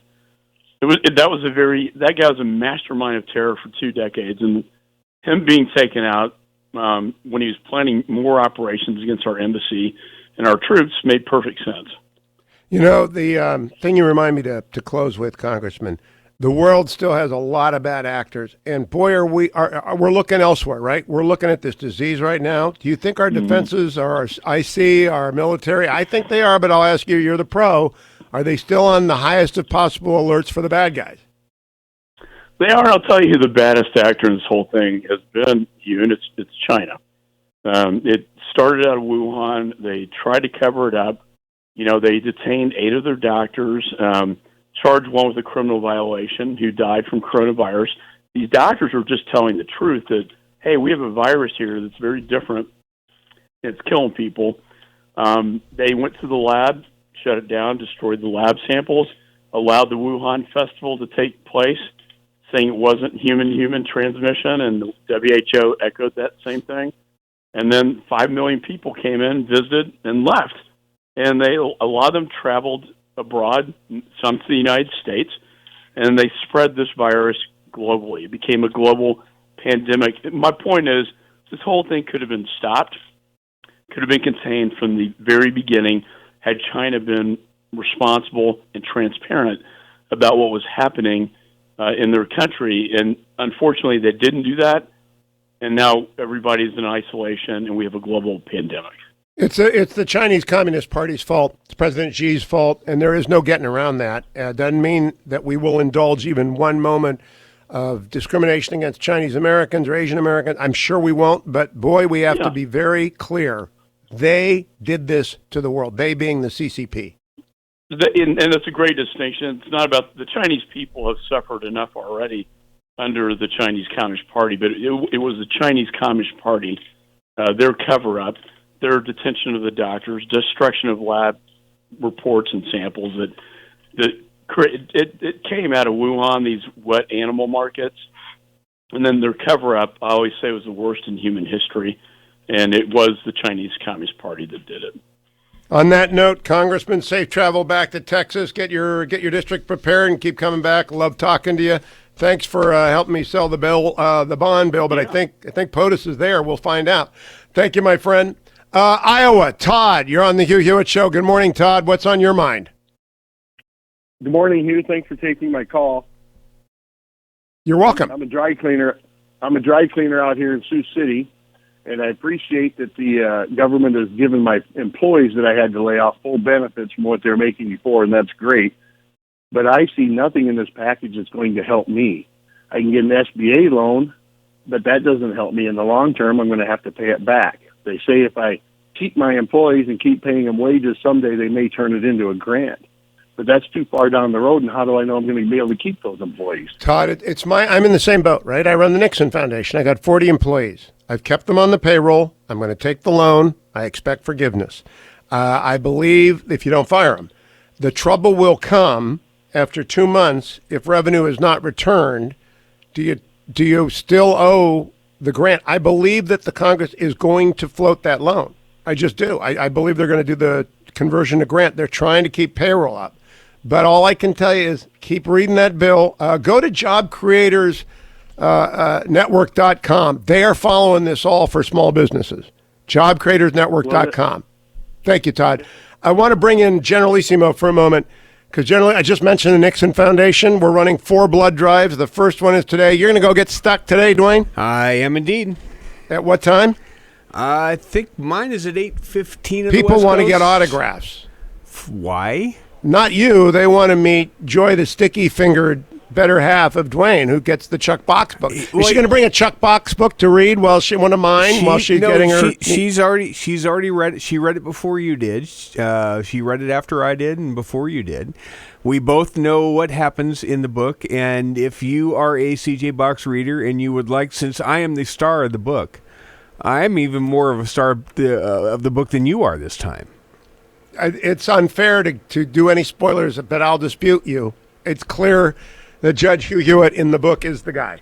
No, I don't see it that way. I think I am actually the star of the book. I am featured more in the book than you are. Let's just leave that to readers, and we'll talk about it on the after show. Anyway, if you would like me to autograph your CJ Box copy of Long Range, I am happy to do so. Well, you're on the table getting your blood drawn. Yes, because the poor people that get your blood are going to be like Eeyore Grumpy. They're going to turn into Grumpy. They are going to be mean people. as a bag of cut snakes. Absolutely, and they're not going to know anything about baseball. All right, back to the phone. JR in Columbus. Hey, JR. Hey, Hugh. Love the show. Okay, so here's something I'm not hearing one peep about. We have friends in Texas. Nobody nowhere is talking about what's going on with Corona in Mexico or Central America. What happens when that finally, explodes and they... It's a great question. Let me jump to it quickly, JR. And I remind everyone, if you have a question for me, I'm going to take a break for 10 minutes after the show. But if you're a member of the universe, I call 1-800-520-1234. Even if you're not, I'll take every question for as long the doctor is in today after the show. You'll be able to hear everybody if you're a member of the universe, but I'll be able to talk to you even if you're not. 1-800-520-1234.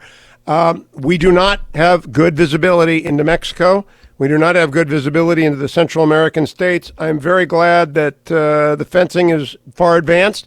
I'm very glad that the courts have upheld the president's approach to shelter in place in Mexico. If you wish to come into the country under the humanitarian laws that allow you to do so, but you're not getting in illegally. And I think that we're going to have incredible difficulty south of the border. About as bad as my voice because of allergies this morning. Oh, the allergies. ReliefFactor.com will not help your allergies. It will help your muscles. As Bugs Bunny used to say, your muscular relief. Support for the temporary relief of minor aches and pains comes from ReliefFactor.com. If you are my new affiliate, and by gosh, we're so glad to have you down in Tennessee at 92.9. The great thing for you folks to know is that ReliefFactor.com will help you, and HonorBoundCoffee.com. If you order that, every dollar of profit from HonorBoundCoffee.com goes to support military families. Every dollar of profit. HonorBoundCoffee.com. So I want to switch my new Kingsport, Tennessee, Johnson City, Tennessee, Bristol, Virginia, Tennessee, WFHG-FM over to ReliefFactor.com and HonorBoundCoffee.com. I'm an apostle of these two companies. Go and support them both. And come right back. Final segment of the Hugh Hewitt Show straight ahead.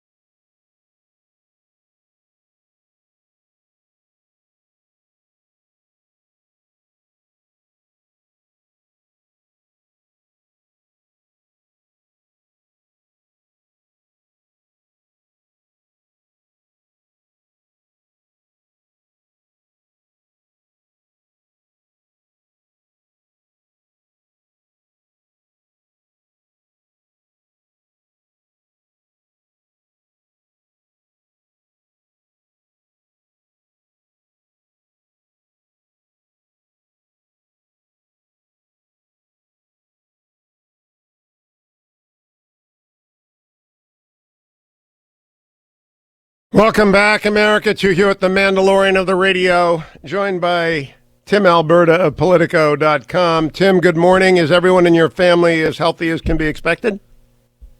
Yeah, we are. So far, so good. How about yours, Hugh? Yep, we're all good on Team Hewitt. I am worried, though, about Detroit. I genuinely am. It appears to be the emerging hotspot. Yeah, it's not good. There are a lot of things to be worried about. I think first and foremost, just hospital capacity in the area is pretty much shot or awfully close to it at this point. And there are, this is thus far there are not any concrete plans to have field hospitals set up, or there are no cruise ships heading in this direction.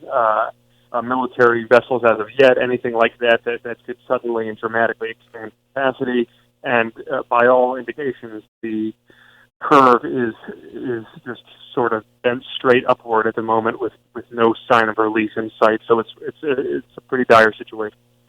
They've got to get that on the map.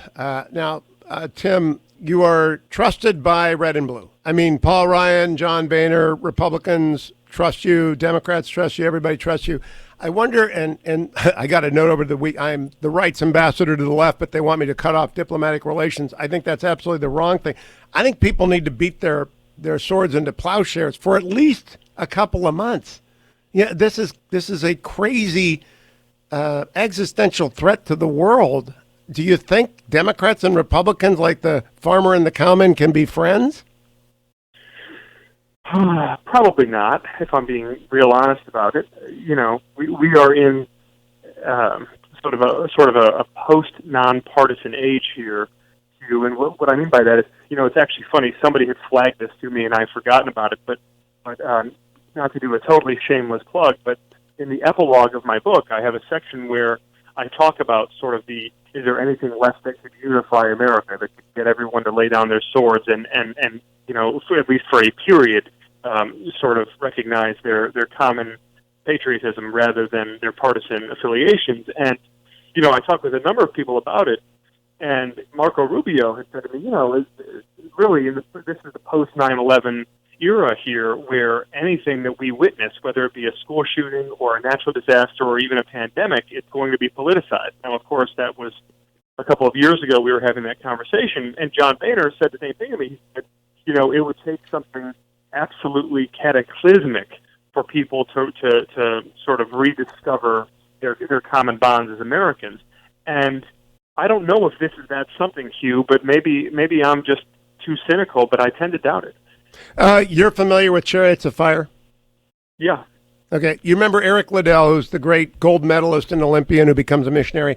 He had the great kick, right? He had in track terms, this amazing kick that allowed him to win the 400 and the 24 Olympics. And it's a great movie. People should watch Chariots of Fire. I think freedom has a hell of a kick, Tim. I said that on Meet the Press yesterday. I think it's kicking in right now. The Battelle emergency approval, the hydroxychloroquine approval, the new British thing. There are all sorts of stuff happening. I think maybe D.C. is behind the curve of where the country is on coming together. Do you share any hope that I'm right? Hugh, it would make me very happy to share that hope. I just got to be honest with you. I mean, this is based on a decade in the trenches of covering this stuff and talking to a lot of people. And, even Hugh, I've got a new piece up this morning on Politico's website where I went to my local Sam's Club last week and spent an afternoon just talking with people there. And the partisan fires were burning very hot. And this was just among, ordinary people far removed from the Beltway, people who do not live in brief politics, and they were fired up. So I have a hard time seeing it. I got to be honest with you. And I hope I'm wrong. I hope you keep going back to the same place. You've got to have a control group. You've got your first read. Yep. I think when thousands of people are dying, and we are going to have tens of thousands of people dying, that will change. It's sort of like everybody's opinion on sexual orientation, or almost everyone's opinion, changed during the AIDS epidemic. You're too young to know that, but it did because people you knew started to die. And I think that just changes views. Last word to you, Tim. Sure. No, I think that's right. And look, Hugh, I think if nothing else, we have a responsibility. The people who are broadcasting information, whether it be in print or on radio or on TV, we have a responsibility to try and turn down the heat on some of this. And whether it has a trickle-down effect remains to be seen. But I think it's important for us. 100% agree. Every member of our profession with any platform, turn down the heat. Just turn it down. Turn up the patriotism. Turn up the community can-do. Get your hospital some help. Get your ER responders some help. You know, Gatorade is always the best thing to drop off when you got nothing else to drop off is packages of Gatorade. Everybody loves it. It's like the go-to for everybody. Tim Alberta, follow him on Twitter. If you want a question, the doctor is in. Give me about 10 minutes, and then I will be back to your calls at 1-800-520-1234. I'll talk to you wherever you are, but you can listen in if you're a member of the universe. The doctor is in, and I'll be back tomorrow. Thank you, Adam. Thank you, Ben. Thank you, Generalissimo. Especially welcome Tri-Cities in Tennessee. It's the Hugh Hewitt Show.